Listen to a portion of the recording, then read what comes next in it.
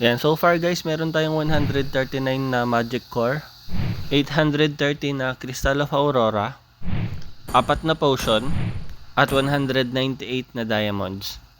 So ayan guys, tignan muna natin kung ano yung mga pwede nating makuha sa loob ng Magic Shop. Yan, unahin na natin tong kay Johnson.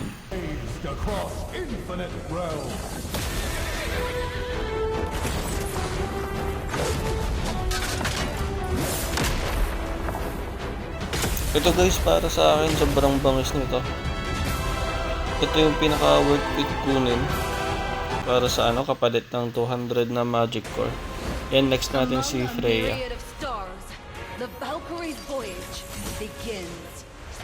Ito, fast forward na lang natin para mabilis. Ito solid din para sa mga nagti-Freya. Yan, next natin si Gord.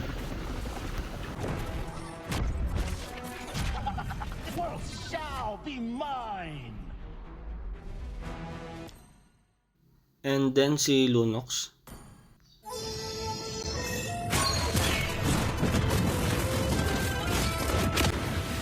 Ito guys, isa din to sa mga worth it talaga na kunin.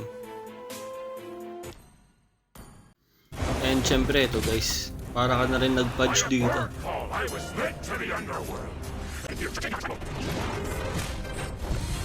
Ayan o, sarap mang-hook nyan. And next si Valir.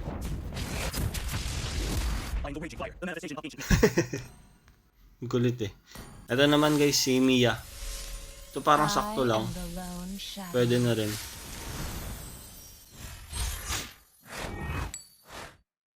And next si Alucard.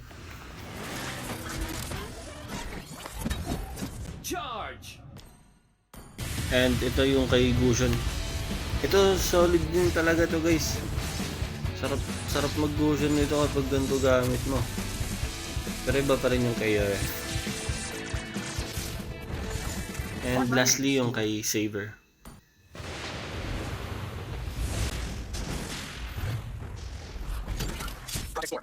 So yun guys, yun yung mga pwede nating makuhang legend skin.